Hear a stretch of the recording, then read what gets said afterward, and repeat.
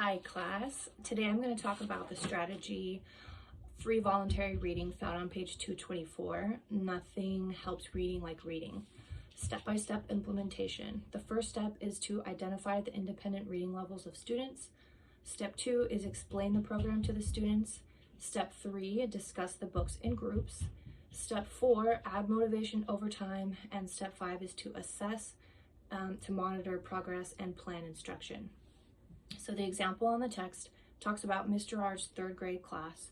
Her students show little interest in leisure reading until she introduces free voluntary reading.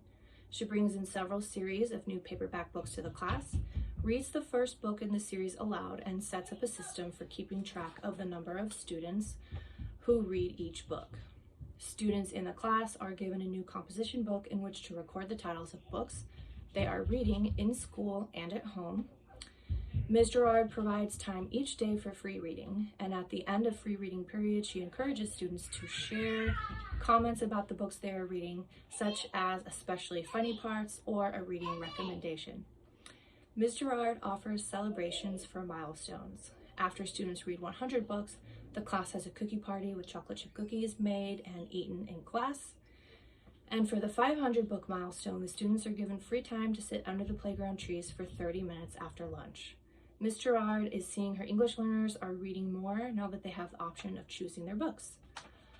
So for my example, I have my daughter's bookshelf here. We're just going to pretend this is my future classroom.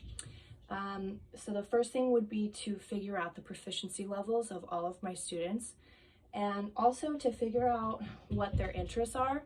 My daughter is 4, she's interested in bugs and animals, so I've got books about bugs, and this one's about dogs. We've got duck and goose.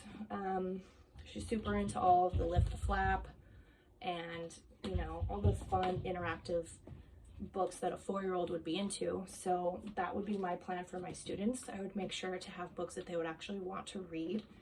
And then also, don't forget about either bilingual books or books in other languages. We've got a French book here, a book in Spanish, and these are 2 bilingual books. So they're in English as well as foreign languages. I believe they're both in Spanish. So I would definitely make sure to have bilingual and multiple language books as well as books in English.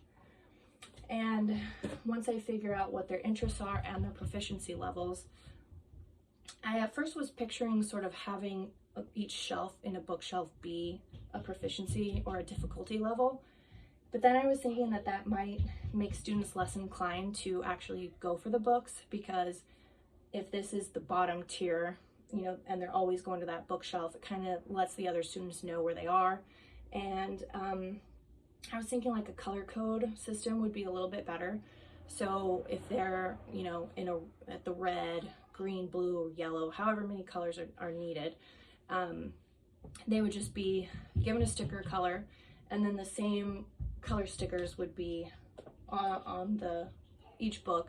So the students would have to come and peruse the bookshelf in order to find the color that is designated for them and should be at their level.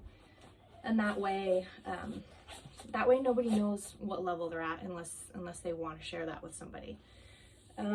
So the example mentions having series. So this is called The Adventures of Joe Schmo.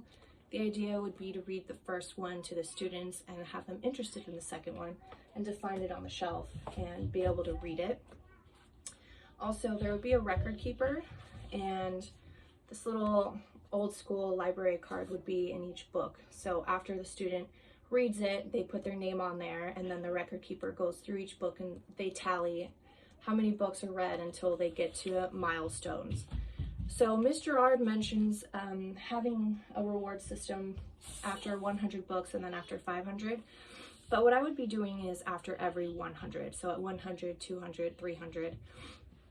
And when it was mentioned that there would be a chocolate chip cookie party, I instantly thought of the book If You Give a Mouse a Cookie. And I just happened to find this book in Spanish too, so I grabbed that as well. These would both be available in the classroom. The idea would be to, for each reward, have a theme. So if the first one is chocolate chip cookies, you read the book. You always read the book aloud together first, and then have the little reward like eating cookies or baking them if there happens to be a kitchen in the classroom. And And then I also grabbed this series because there was 5 of them.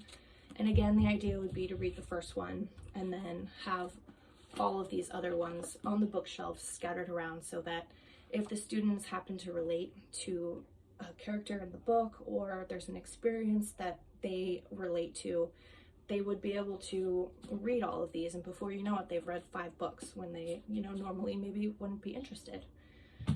And that's my example. And the standards for this strategy for pre-K through 3rd grade, there are 2 standards. The first one is read and discuss books read at the recreational reading level, and to relate events and characters in series books. Thank you so much. That's it.